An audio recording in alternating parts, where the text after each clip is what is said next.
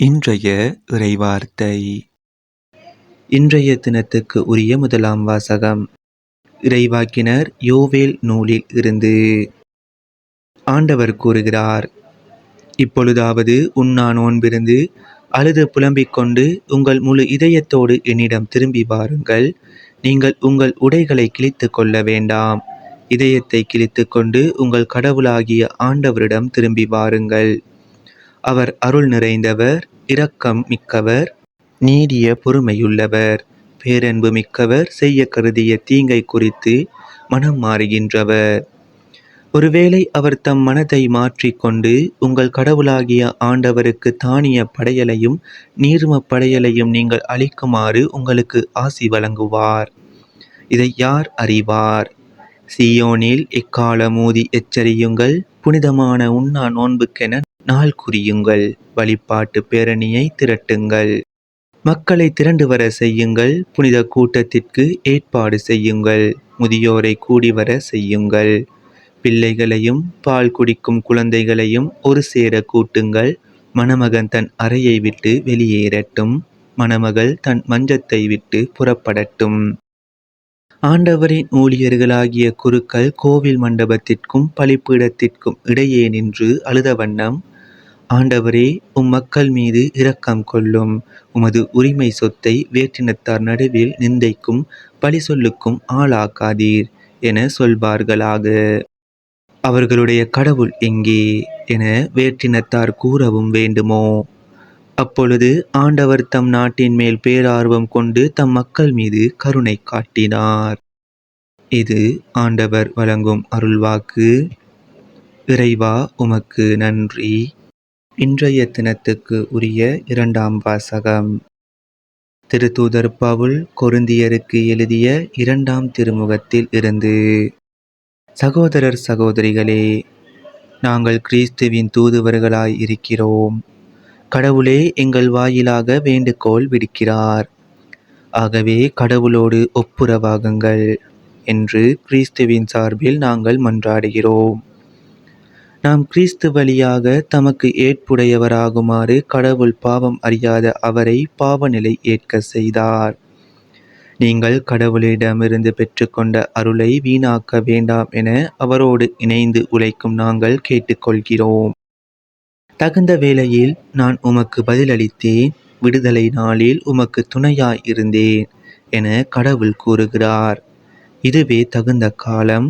இன்றே மீட்பு நாள்.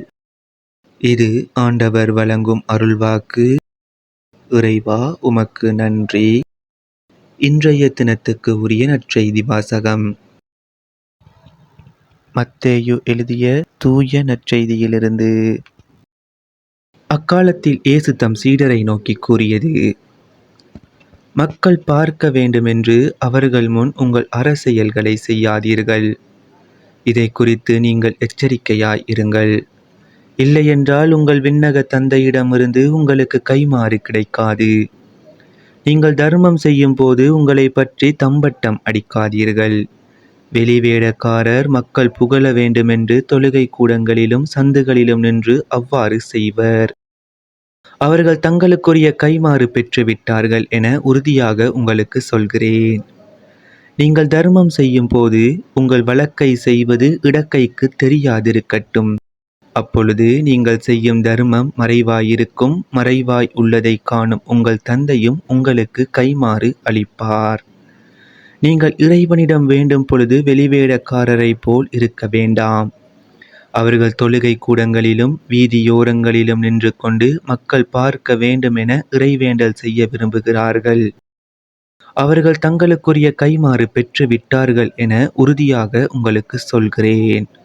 ஆனால் நீங்கள் இறைவனிடம் வேண்டும் பொழுது உங்கள் உள்ளறைக்கு சென்று கதவை அடைத்து கொண்டு மறைவாயுள்ள உங்கள் தந்தையை நோக்கி வேண்டுங்கள். மறைவாயுள்ளதை காணும் உங்கள் தந்தையும் உங்களுக்கு கைமாறு அளிப்பார்.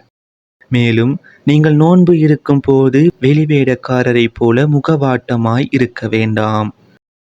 தாங்கள் நோன்பு இருப்பதை மக்கள் பார்க்க வேண்டுமென்றே அவர்கள் தங்கள் முகங்களை விகாரப்படுத்திக் கொள்கிறார்கள். அவர்கள் தங்களுக்குரிய கைமாறு பெற்று விட்டார்கள் என உறுதியாக உங்களுக்கு சொல்கிறேன். நீங்கள் நோன்பு இருக்கும் போது உங்கள் தலையில் எண்ணெய் தேய்த்து முகத்தை கழுவுங்கள். அப்பொழுது நீங்கள் நோன்பு இருப்பது மனிதருக்கு தெரியாது, மாறாக மறைவாயிருக்கிற உங்கள் தந்தைக்கு மட்டும் தெரியும்.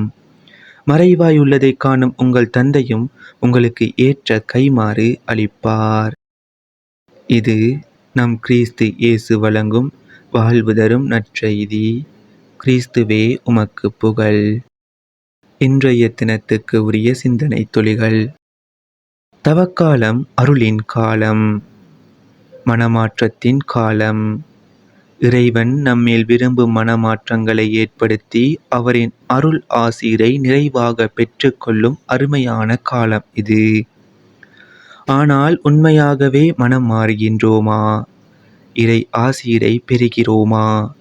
இறைவன் விரும்பும் மனமாற்றம் அகம் சார்ந்தது, நாம் செய்யும் மாற்றங்கள் புறம் சார்ந்தது. ஓட்டப்பந்தய வீரர்கள் வட்டமான பாதையில் ஓடி துவங்கும் இடத்திலேயே தங்கள் ஓட்டத்தை முடிப்பது போன்றது நமது தவக்கால முயற்சிகள். நாம் செய்யும் செபமோ தவமோ தானமோ எதுவாகிலும் 40 நாட்கள் மட்டுமே தாக்கு பிடிக்கின்றன. தவக்காலத்தின் முடிவில் பழைய நிலைக்கே திரும்பிவிடுகிறது நமது வாழ்க்கை. இப்படிப்பட்ட வட்டமான ஓட்டங்களை இறைவன் விரும்புவது இல்லை. நாம் செய்யும் ஒவ்வொரு முயற்சியும் நம் இதயத்தையும் வாழ்வையும் மாற்ற வேண்டும். நாம் இன்று நெற்றியில் சாம்பலால் வரையும் சிலுவை இதயத்தையும் வாழ்வையும் மாற்ற வேண்டும்.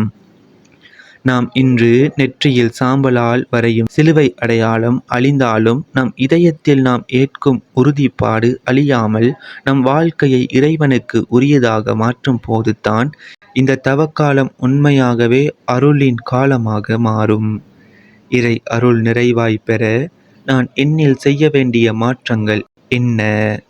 பட்டியலிடுவோம், மனமாறுவோம், அருள் பெறுவோம்.